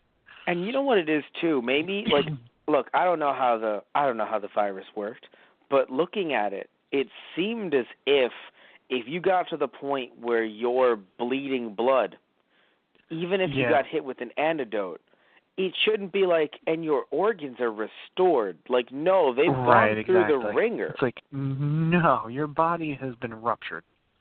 Yes, like they should have been out on stretchers in handcuffs. Yeah. Is this really necessary? Yes. Yes, it is. I literally can't move. And now you can't move even more. It's okay. No, but you won't ever move again because you're handcuffed to it. No, it's because I can't feel my fucking limbs. Yeah, he can't feel any of your limbs. Like when you go through that level of stress in your body, like you see what's going on with them. I just can't imagine like them just being like, yeah, let me just like I hope the flight attendant's We're okay. taking you downtown. Yeah. Why did you arrest the corpse? Oh my God. Jesus Christ. Why did you arrest the corpse? Yeah, let's take the handcuffs off that. Yeah. I can assure you they were not a corpse when we handcuffed them. Like, but seriously though, like they went through some shit on that plane. Like you can't just be like, injection, you're cured, yay. Like they were, like everything, like even though, look, I know that everything probably wasn't scientifically accurate up until that point. But again, the technobabble did confuse me enough to believe it. So, like, Right. it could be a possibility, right? Until it's not only do you have like all of these cures mocked up, you then also have them cured, and then they're like, and I can walk out playing just fine. And I'm like, all right, guys, like, I'm sorry, but some people on that plane should be dead. I don't like it. It's not good. I know it's not a feel-good ending, but, like, Elle's going to die anyway. So, like, Yeah. so it's not like we're going to be smiling during that part. So, like, so be it. Like, someone on the plane, potentially even one of the villains, died. It sucks, but that's what a mega virus will do to you. I mean, yeah. I feel like it had to be that way. It's like, Elle saves the day, so of course he's going to save it perfectly because it's the last time he's going to get to save the day, so. Yeah, I know. It's just, you know what it is, too? It's, like, also the time it took for them to drive both to the airport and then by the plane, which, by the way, gorgeous shot. I loved all of the car chase scenes, like I mentioned earlier. But just the fact that everyone lived, I'm like, come on. Don't do this to me. I know it's an action movie thing, but don't do this to me. This is much different than any other, like, hijacking that they've done in movies, like with, like, Die Hard and stuff like that, which definitely had some Die Hard vibes and feels to it. But it's a bit different than Die Hard because, like, it's never about a virus. It's just terrorists taking over, potentially trying to steal money or something. But, I think, I'm trying to think. Yeah, no, none of them involved viruses. There was a threat of it, I think, at one of them, but none of the three movies. It's funny, I'm talking about Die Hard as if there aren't any movies after 3. There are, but I haven't watched them since, if ever, some of them. But, yeah, when looking at the first 3, I think maybe one of them had the threat of a virus. But for the most part, it was just, like, terrorists just hijacking, or the third one was a bit different, but still, that was kind of the theme, like terrorism, and John McClane being a one-man band. I can do this by myself because I'm John McClane. Where, in this case, including the idea of a megavirus and seeing it work, it just seemed like within minutes, like you mentioned earlier, within minutes, it's like, you're dead. Not within, like, 20 minutes of driving, getting in, getting you guys, getting out, talking to you about it, bringing the antidote over, and somehow injecting everyone just fine. Right. So, either way, though, what did you think about the dub? As we're kind of wrapping this up, I don't think the dub was that bad. Like, it's what it, it's only what it could be due to it being a live-action dub, Yeah. Like, it was very restrictive. I thought the dub was fine. I took a big drink of water because I was like, he'll talk about it for a little bit longer. And you were like, the dub is fine. And I'm like, fuck. I don't think it was a bad dub whatsoever. I mean, again, it had its moments, of course, but when you're dubbing over live action, what are you going to do? Yeah. Like, the thing I felt more so was some of the body language at times, more towards the beginning, I think, especially with, like, the terrorist group, didn't fit the scene well, and sometimes with the kids it was a little off, but other than that, I mean, that was probably just it being live action for me, I guess. I don't know. Question. So do you mean that way, are you saying that in regards to the dub voices, or just in general the scene itself? No, as like, actors? In general the scene itself, yeah, as actors. So, like, I don't know if it was the script not maybe being specific for them, or that's the thing, I don't know what to pinpoint it on, really, because, like, as the film went on, it didn't seem to bother me as much or stand out as much to me, I guess. I mean, I don't know how they filmed it, in what order, but we could just chalk it up to them being child actors. For one. Yeah, I mean, it wasn't specifically just the kids either. No, but the other one you talked about, when you talked about the adults, I think for them it's just like they were a bit too erratic with their behavior. I think that's just kind of what it was, where like, it's just kind of like at some points it's like, yeehaw, we just murdered, and other points it's just like, we have to be in the background, so there's not really much we're going to do so we're not going to scream about it. Like, I don't know, like, I think that might be what you're referring to. Like, they were just over the top a bit too much. Yeah. Like the adult, maybe. like the adult villains. Because you're talking about body language not fitting. Yeah. Was that what you meant? Like the adult, like the villains being a bit too like out there or like energetic or wild or something, or?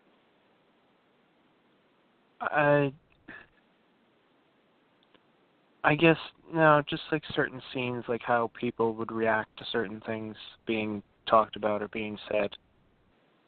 Oh, okay. Oh, it might be perhaps due to the fact that since you saw the dub, Japanese flips things, perhaps? So, like, if they reacted to something strangely, it could be because a certain word was said in Japanese before it was like, because like what I mean is that, like, you know, as you know, Tristan, because we've seen a lot of Japanese media, sometimes stuff gets flipped. So like when it gets dubbed or subbed, it looks weird because the reaction is on a word that technically is being said later. That's in a different part of the sentence than what it is in English. Yeah. Yeah, exactly. No, I mean, I've maybe taken a little why? bit of Japanese. I know their sentence structure can be different. Yeah, maybe. Possibly. I guess I don't really know why exactly. There were just points where it felt off to me. Oh, something funny. When Mayu, when she's like, I'm going to kill Kay, and like they have a meeting, and Kay is just like, sorry, I lied, but I didn't come alone, and she's like, damn you for lying, and it's like, all right, kid, I know, like why? I like, murdered your dad in front of you. No, but like when you're brandishing the knife like that, like why do you think she brought, like I know she's the bad guy, Kay is the bad guy here, but like if Kay didn't bring anyone, she would have been murdered. Like, what I mean is that like the girl was ready to either kill herself, kill her. Right, yeah. It's I mean, like, I feel like Kay would have been able to overpower her, but probably, hopefully. She seems the type of villain to like, I'm not going to lift a hand. I have henchmen for that. No, of course. I'm just saying that, like, it still seemed like a situation where, like, when this girl is clearly shown that she has guts, I would not have gone there alone. Like, I know, like, you're a bad guy, but, like, still, it's just, like, you're lying and the bad guy lies, and that's terrible, but, like, she was not playing around. She wasn't like this little girl in a candy shop. Like, she was just like, I am ready to murder when necessary. Right. Oh, the sad dude. Something else that made me cry. We talked about Nier and L, but yet somehow I didn't talk about the bear with L's message recorded onto it. Oh, jeez, yeah. Oh, my God, dude. And the fact that she woke up like 5 days later, it's like, oh, God, he's already dead. I think it was just, it was so sad to me because of the fact that, like, her mom clearly is dead because that's why her voice is on the thing. Like, it was like a nice little, Yeah, like, how was your day? I hope it was good. And then Elle's voice repeats afterwards, and it's like, I hope you have a good day tomorrow, too. It's like, oh God! That killed me. That was death incarnate for me. That was just I was like, that was death in words. It killed me. Oh my God! And I just feel like there was definite, like, I think the character work, and like there's the human element is what sold me on the movie more so than the plot itself. Yeah. And I think the interactions between, Elle and the kids were definitely Elle and everyone, really. Like, again, like Elle actually being held accountable for his actions by that professor is just fucking glorious. And even, Elle and the FBI agent going back and forth, too. Oh, him being like, oh, it was an honor working with you. It's like, you were cool, too. Well, because he barely, like, that's the sad thing about the FBI agent. That's actually the one thing the movie also, I mentioned the villains, like, they kind of fell into the background. But no, a lot of people kind of just went in and out of the plot. Like, you have over 2 hours to set everything up, and, like, for some reason, like, I know the FBI has to work from afar, but like they barely even used him, and I feel like he could have been used a lot more than he was used to like help out Elle. I don't know to do what. Like I know it's nice that he's a decoy, but like get on a phone to call him and be like, hey, so could you like come back around to help? Like I know you got to have Elle like connect with the kids and stuff, but like man, it was kind of rough because he's also the fact that he just kind of showed up out of nowhere too. I mean, granted, it was nice to have the FBI working with them, but like it's just weird that the FBI is following this but allowed some of that murder to happen. Right, yeah. Not even of like the scientists, but like of them. Like it's funny. The FBI has been following this, but somehow I found you here and not before, where I could have stopped all of them from doing what they did. Right. Anyway, like once you included the FBI, I was like, yeah, you kind of messed this one up a little bit. Again, it's the human interaction more so than the plot. I think that you know makes me say like, oh. Someone should definitely watch this movie if they can. However, I don't know if you can watch this movie anymore because, again, it's not legally available in the U.S. unless you're buying older DVDs, and I don't know if those DVDs are cheap or not. I legit don't know. So I would say that if you're paying more than what you would pay for a standard DVD, like if you're paying more than like $30, I don't know if it's worth it. Right. But, I mean, I don't know about you, Tristan, but I feel like if you're paying, like, a normal DVD price, like, oh, it's $18, $20, $25 or something along those lines, I think it's worth it. But if you're paying, like, more than $30 for this, unless you're, like, you want to be, like, a Death Note collector, and that's who you are as well, then perhaps. But if you're saying this, like, oh, I enjoy Death Note, so I would like to take a look at it, I don't know if it's worth, like, you know, nearly $100 or something like that. Yeah, no, I'd agree. Yeah. But yeah, so either way, I just think that, you know, this was a fun movie. In some ways it was not, but it was a fun movie. I'm happy they went for something different. I'm always happy to see something a little bit different. You know, like you and I were talking about those Shyamalan movies, and I'm happy that, you know, Shyamalan, even within the same franchise of Unbreakable, was able to make a movie like Split and have it be different than both Unbreakable and Glass, you know? Right. Like, I do like that movies in a certain franchise can genre shift when need be, especially when doing a spin-off, sort of. Like, this technically isn't the third Death Note movie. This is technically a spin-off. But still, like, I'm happy that they can do a genre shift because, you know, it doesn't have to be the same thing over and over and over again. In my opinion, like, I'm happy to see something a little bit different. Yeah, it's kind of interesting and funny and cool in a way to see Elle get to be a little bit more of an action hero. Yeah, I'm also happy. Detective. Exactly, and I'm also happy to be able to see it now for the first time because I feel like my thoughts on it are clear. Because I think if I saw it as a teenager, I think maybe I would have had some nostalgia. Right. You know, like attached to it, like because. I mean, there are certain movies that we'll see that there definitely will not be any nostalgia attached to them. But I do think that, like, there's certain films that if I had seen this either in theaters, which I remember I didn't have the chance to necessarily, but, like, I saw the ads for it, and I was like, at the time, and I was like, oh, I kind of do want to see it in theaters. And then I just didn't get the chance to. But I think none of you guys went. And I was just like, oh, okay. And so I didn't go either. I don't remember what it was, but I just know I didn't go. And I was like, oh, well, what are you going to do? So, but I did end up getting the DVD somehow, and I still never saw it for some reason. Like, it was one of those, dude, the craziest thing about some of the stuff that I have in my collection, there's just certain things that I'm like, oh, yeah, I'll get to that soon.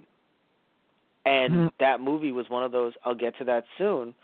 And then I blink, and it's like, wait, have I had this movie for 10 years? Oh, my God, have I had this movie since I was 16?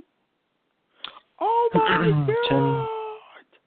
10 years have gotten behind you. No one told you when to run. You missed the starting gun. I don't know what that is. Oh. Oh, I should know what that is. You're going to link me after you're done with it. All right, guys. So I want to say thank you all so much for tuning in to another episode of Friday Night Movies. I don't know what we've done today, but I hope you've enjoyed it. I don't know what this is, but I hope you like it. What I do know is, if you do like it, you can get this on many different platforms. You can listen to this over at our Blog Talk Radio account, blogtalkradio.com/those-guys-on-the-radio, or over at our YouTube, which is youtube.com/those-guys-on-the-radio. It will be uploaded there, and all of our older stuff is uploaded there as well. Actually, no, we're uploading more stuff there, but all of our stuff is on our Blog Talk Radio, or you can actually search up Those Guys on iTunes and download our podcasts there as well. You could also go watch our Those Guys Play channel, where we have a lot of gaming content on there as well, and our TG Productions channel, where we have a lot of different types of content, stuff related to maybe tokusatsu or like Doctor Who or stuff like that. A lot of different fun stuff over there, kind of a hodgepodge of a channel. Again, TG Productions or Those Guys Play or Those Guys on the radio. We also have Keikaku Corner, where we talk about weekly news articles, both in the anime, manga, comic book, and general pop culture realm. You can go see that. You can either listen to it on our Twitch. We also have a Twitch, twitch.tv/TG Productions. We do it live on Tuesdays, either 2 or 3 times a month, and then we cut them up into nice little clips over at our Those Guys on the Radio YouTube channel. And if you want to help support us, keep the lights on, you can go over to our Patreon, patreon.com/TG Productions, and depending on what tier you give to, you can get our Keikaku Corner and a bunch of other stuff that we do on our YouTube channels or Twitch. You can get audio versions of those, or you can actually have like little suggestions and things like that, so we can actually do videos based on your suggestions and all that stuff. So again, all that stuff, Patreon, you can go there if you want to, and if not, that's okay too, because you're listening in and you're helping us be us. So thank you all so much. Love you all. Take care. And tune in next time for something completely different. So, Tristan, I think it's time we bid the audience farewell. Adieu. All right.